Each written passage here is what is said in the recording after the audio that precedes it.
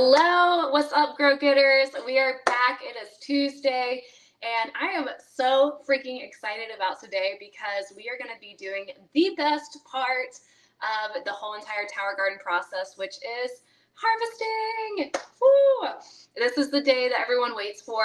I mean, you grew this garden, and now it is time to actually eat it. So I am here. I'm your host, Kendall, and then I'm also here with my partner in crime, Crystal. She's calling all the way in from Alabama, and we are so excited because Crystal is going to teach us, just to give you guys like an overview of what's going to happen in this talk. So Crystal is going to walk us through the proper techniques for harvesting, so you don't just destroy your plant. But also, she's going to take away all the scaries about actually picking food off your plant, because I think people come into this with fear and anxiety, and they're just like, I don't want to pick it. And so your tower just keeps growing and you never eat the food. And there's certain ways to pick it so it keeps growing. And then she's going to talk you through some other she has some fun other surprises in her talk today. Stay tuned all the way to the very end, because I'm actually going to make salsa on our video today and show you from tower to table. I have a ton of cilantro to pick too. So this is going to be a fun talk. Crystal, take it away and tell us what to do to get started. Hey guys. Okay.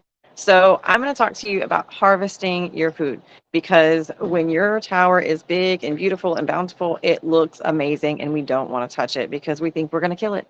But here's the thing. If we want it to look our best, like, we've got to cut it, just like when we trim our hair, things like that. If we just let it grow, it's not going to look its best. We want to trim it and make sure it stays beautiful and bountiful. So as you can see, I don't have very big plants right now. I've got little plants, but that's okay. That doesn't mean that I can't harvest anything, because there's a certain amount of time that you can do when you harvest things. Lettuce, this guy's a little bit too small, but over here on this side, I've got one that I can pull and show you how to harvest.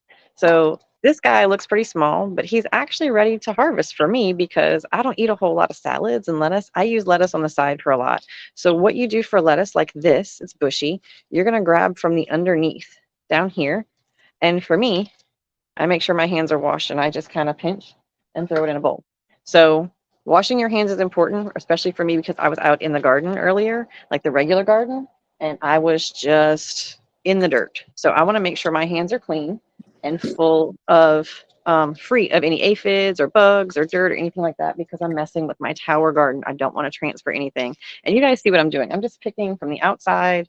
That's all I'm doing. I'm not hurting the plant. I'm just pinching from the outside. And I still have this guy here. Now, I've also got a little bowl full of lettuce that came from this.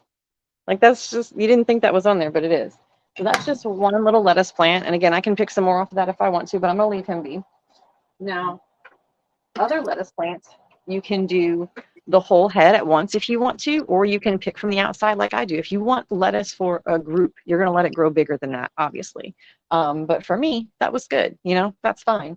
I'm also going to show you basil. Basil is one. Let me find it. Here it is. That there's a certain way we harvest basil. So if you notice, basil has these little tops here. And if you want your basil to grow a little bit more bushy, first off, while these are growing, you can pinch off that little top. So instead of having those little leaves like this, you're just going to pinch it off and let it grow. To harvest it, you're going to go all the way down here and pinch where those new little leaves are. So that's important, because that's going to let your new leaves grow. So I'm going to show you on this one too. You've got these big bushy leaves, but underneath, you guys see that? When I go all the way down and pinch there we go. So now I'm harvesting these huge leaves of basil, and I'm just using my fingers to pinch because they're clean. If I'm not using my fingers, the other thing that you can use is a tool like this, just a little cutter. Now, if you're going to use this, every time you go from plant to plant, I know this is going to sound crazy, but you're going to want to wipe it off with an alcohol pad. Why? Because if this plant has aphids and you cut another plant and then another plant and then another plant, guess what could happen, right? So for me, I like to look and see what I'm doing as I'm cutting. I'll pull them over here. I'll get under the plant and kind of look, because I'm checking my plants daily anyway. So that way I know what's on them. Now, we know how to pick basil. We know how to pick lettuce. I've got some chives right here. Everybody knows about green onions, right? I'm going to show you these guys. But what I have growing are purple green onions. So I don't know if you can see in there, but green onions can be harvested two ways. I can just clip them like this. I clip that whole thing off. So I've got this whole sprig, and these guys are going to grow right back. So I can literally take all of them like that, and they'll grow right back. Now I have green onions for my salad. I have basil, and I have green onions that are going to grow right back. Look at these roots. They're going to come right back.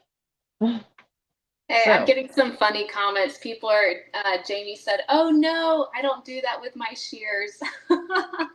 it's okay. Like I said, it seems crazy to do it. And do I do it all the time? No. But that's where you can maintain how well you keep away pests. I guess that's the real thing. That's a preventative measure that you can take.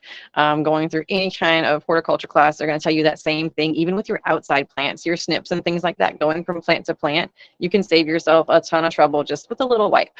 So I try to remember that, but I also like to use my hands just because for me it's easier and cleaner. Now, Kendall talked about cilantro, so I'm going to show you my little cilantro compared to Kendall's. So this is my little guy, and I can still pick from him. He looks little and scrawny and whatever, but I can still pick from him because cilantro grows from the middle. So this middle shoot right here, that's his new growth. So I can grab this guy from the outside, and I can actually grab these two guys from the outside and just leave this one, and more will grow on top of that. So just grab from the outside. Everything's got new growth up in the center. You want to trim from the outside. Now, these are herbs and easier things. When we get into tomatoes, I don't have anything yet to show you guys when it comes to tomatoes except for some little sprigs. So when it comes to harvesting tomatoes, harvesting eggplants, harvesting things like that, what you're going to want to do is make sure that you're looking at a time frame. Knowing when you plant is huge. Lettuce normally takes 30 to 45 days. So I know I planted it on this day. About 30 days, I've got lettuce that I can eat. Tomatoes, this tomato packet says 70 days to maturity. 70 days from when I put the seed in the rock wool. Okay. So in 70 days, I should see something starting to happen. Can I pick it then? Probably. Is it ready? Most likely. Can you try it? Yeah. If it's not, wait a couple more days. Like, it's just that simple. But there's also tricks on towergarden.com. There's a ton on greenbronxmachine.com or.org on how to trim your tomato plants, harvest your tomato plants, big things like that. Use your resources. Google it. Literally, Google it. It's so simple. Herbs are really easy, but when the stuff gets bigger, we'll probably do another one to show you guys. And Kendall, I know you've got a lot to cover, so I want to see your tower. Ooh, okay, let's go take a Her look. cilantro is bigger than mine, guys. I had a head start with my cilantro. I started mine Yes. probably back in March, and it is busting at the seams. And I'm Uh-oh. There we go. We got you. now here. So we've got. I love what Crystal is talking about with harvesting, because that's what I've been doing with mine. Is I've just been pinching my lettuces and all of them from the outside, and I am never running out of food. I have four cilantro plants growing. So I've got this one, another one here, this one down here.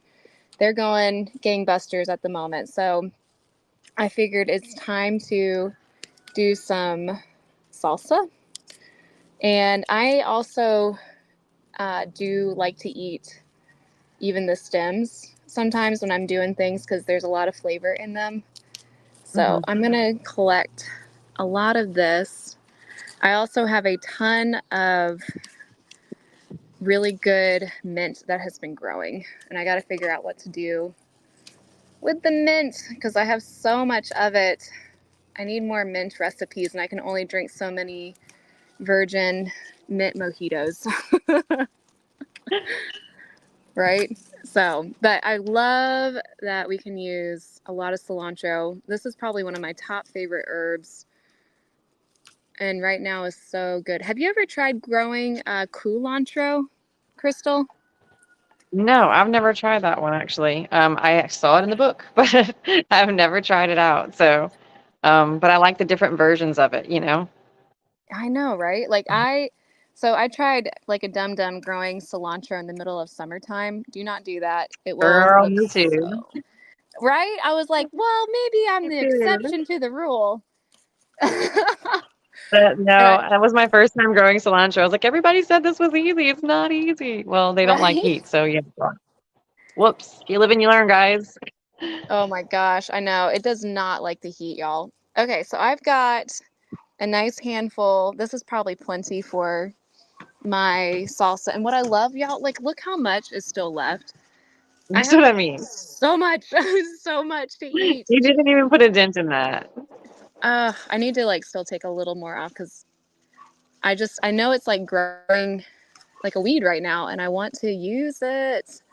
I loved that you shared also about how the plants grow from the center, because if you get in here, you can kind of see that this actually is, it's very bushy in the center. One thing I want Right. to show And you guys. Oh, sometimes go ahead. even on that, so Roka, when you see in like multiple plants in there, you might have multiple centers because you might have had multiple seeds pop up. So think about that too when you're going around the outside. Maybe pull a plant away from each other and be like, oh, do I have multiple in here? And you'll have, I mean, even more to harvest. Wow, that's very cool. Yeah, I want to show you guys too. I have another cauliflower growing on my tower I garden. love it. What? I've I grown love him. three. Yes, and these are actually like they're growing really, really big. I also am growing some Brussels sprouts on here too. This is a Oh, fun wow, they look great. experiment. Yeah, I know. I chopped off a head of cauliflower here, chopped off another head the other day, but I mean those were the biggest heads of cauliflower that I've ever grown, bigger than even my dirt garden. And I learned that with hardy plants like cauliflower and even probably the Brussels sprouts, they need way more nutrition, way more nutrients Yeah, to. that makes sense because it's a longer time they're in there and they've got to develop a whole lot more dense product. So that makes sense. Yes. Oh my So God, you're making me want Mexican now. Yum. it's dinner time over here. I'm gonna do for dinner tonight. I have some tortillas that I'm gonna make from Mm. sourdough that Oh are wow. they're so good. I've got to Um, try that. I've only made pizzas so far, so that looks amazing. oh, they're so easy. Like I I'm feeling like such a homesteader. I'm making sourdough. I mean, I am. We're doing it. You're doing the thing. You're doing the thing. Yeah, I mean, it really does taste better. I got really grossed out. I decided to start making my own tortillas when I started cleaning out my pantry. And I Mm. noticed that one of the packages of tortilla packets that I had bought, it had expired probably, I think it was like 3 years ago, and it was like shoved way back in the pantry. But it looked just as brand new, just as, You would have never known it was expired. Ew. and I touched them and like took them out, and I was like, these are still soft.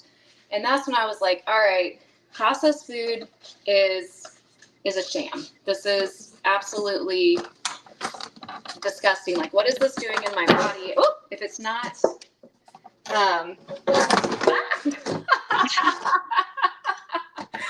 hoping that would hold. I had in my sink a one of these things. I was holding it up.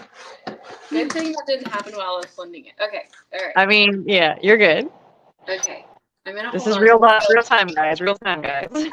Oh my gosh, this cracks me up. Okay, so what I've gotten here is really basic. I just had a bunch of tomatoes, onions, garlic, and then the cilantro, lime, and some hot sauce to just like kick it up a notch. And now I'm gonna blend it. And I will see. I wonder if I can mute myself so you guys don't have to listen to this. Crystal, you sing a song while I do this. I got this. I can entertain. So yeah, guys, what she did is super amazing because she went from tower to table so literally. So all the nutrients from that cilantro, I mean, you've had cilantro at the store. Yes, it's got a flavor to it. Yes, it's strong. But if you haven't had Tower Garden cilantro, y'all, her salsa is gonna be phenomenal. Like the bomb. And she used ingredients that she made herself. So this is you can be your own homesteader. You can join us. We can all homestead. And you can do it without having to go like crazy. This looks really Yeah, good. I don't have chickens. I know. I don't do the whole chicken thing. What? This is what we've got here. Let me turn this Y'all, around. incredible. This is going to be so good. I think I might need to blend it just a little bit longer. I'm going to add some corn, some frozen corn in here and call it a day. And have some salsa for dinner with some tacos. I mean, That's do you see how quick that was? That was amazing. I love this. dude, you just walked out, grabbed it, threw it in there, and now you've got ta-da. Like fresh food is easy. Yes. Let me Easily. see. So Jamie said, I've harvested some arugula and chard that has some blooms and it still tastes great, but I know when I plant flowers, it's time to replace it. But is it really? Ooh, good question. Yeah, so I mean, what she's talking about is, let's say this lettuce, for instance, once it's ready to bolt, is what that called, it's going to produce a flower. This is going to go to seed. It's just saying that this plant is done feeding you now, and it's going to go to seed, and it's going to produce a flower and seed for you. That way you can grow another one. Now, normally, what Jamie's referring to is it means that the plant's going to be a little bit bitter. The arugula might be bitter, the lettuce might be bitter because the plant is in another life cycle. It's doing something else. So if you're still able to eat while your stuff is bolting, that's amazing. I know that happens in a lot of my schools and it tastes just fine. So just be aware that if your arugula tastes bitter, well, does it have a flower on it? Maybe you waited too long to harvest it. And that's why we're talking about making sure that you harvest when it's ready. So if those seed packets say it's ready in 70 days, if your lettuce says it's ready in 30 days, make sure you're picking it by that time, at least harvesting most of the outside of it, using as much as you can, because this is pretty. It's beautiful, but it's food. We eat this. So that's important. Just make sure you're eating that. And if you have more than one, make sure you have an army to feed. You're muted, Kindle. I can't hear you. You're still muted. Okay, still there. Okay. I love what you're saying too, because that's typically what happens is you get so much food growing and then you're like, how many ways can I use arugula or Mate. cilantro? And before you, yeah, pizza, you're like, before you know it, you're like, hey neighbor or bestie, here is some food, take this please.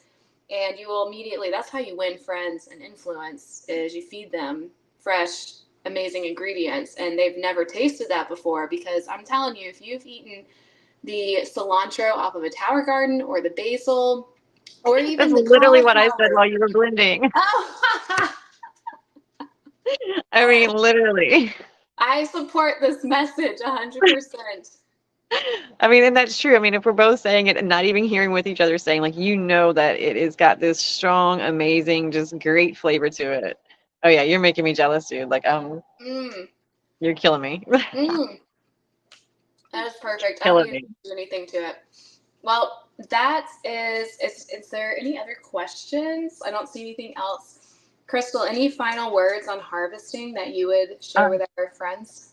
Not really, just, I mean, make sure that whatever it is that you're planting, whether it's in a dirt garden, in your tower garden, just look at when you should be eating it. Google it. Google when it's ripe, when it's ready. Because even if it's in your dirt garden, it's probably the same for your tower garden for when it looks like it's going to be ready. So yeah, just keep that in mind. And if you have questions, that's what this grow group is for. Ask us. Send us your pictures of your tower and what you're harvesting. We want to see. I love that. Yes. And I will say, so our Grow Getter challenge for this week is to post a picture of what you're harvesting. And I'm already going to give a shout out for people who have been doing this, because we have Oh yes, some, I saw some. yes, we have some amazing people in our group. Courtney and Adam Lewis, y'all are crushing it. Can I just say that, like, take all my money. I'm just going to keep giving you guys awards because y'all just keep winning over and over again. I love it. So I'm going to send you guys some Luminate. You guys need to get this in your hands. Luminate is a remarkable energy replacement to coffee. It's a mushroom drink. It has lion's mane. Oh, look at there. Yeah. I have Literally. some. Yes. Isn't it so good? Yes, it's keeping me going. I've been up since 4 a.m. I taught 2 classes of yoga this morning. I went plant shopping. I've been out in my garden. I'm on here with you guys. Like, come on, man. Well, I mean, I've noticed, and even Luke said this to me. He was like, I feel a mood lift. When I drink this, it's like, there's nothing weird about it. There's no psychedelics. It's not like you're going to have some sort of crazy experience. But when your brain is optimized and it's actually able to kick into the next gear up, you're just able to think more clearly. You're also controlling your central nervous system. It's calming down. That's what's so cool about nootropics, unlike coffee and caffeinated drinks where you get all jittered up. This is actually calming you down while helping you think more clearly. So Lewis family, I will send you some of those, and I cannot wait to hear and see what you guys do. Post them in the group when you guys try it out. So you can either try it hot or cold. Do you have a preference, Crystal? I haven't even tried it hot yet. Honestly, I've been liking it cold. I have not tried it hot, I dare you to but I try can it. imagine it would taste like a hibiscus tea or something because that's what I feel like it tastes like already. So I could see that. Yeah, I'll try it. You should totally try it. I like it both ways. I like it hot in the morning, and then if I need to pick me up or just like a little something something around 3 o'clock, I'll drink it cold. But the hot, man, it's really good. So Okay. yeah. All right, guys. Thank you so much for joining us. Thank you, Crystal, for being on here and for teaching us Thanks your for having me. Absolutely. And I will see you guys next Tuesday. Look forward to having more time talking about this. Next week, we're going to be talking about, let me give you the cue up so y'all get excited. Ooh, next week is going to be great. We're going to have Leslie on here, Leslie Ryder, and she is going to be talking about salad in a jar, which is a must. If you have a tower garden, you must do this. And she's going to teach you how to make these. She's so much fun. You're going to have a blast learning from Leslie. And that is that, guys. We will see you next week. Bye. Bye, guys. There we go.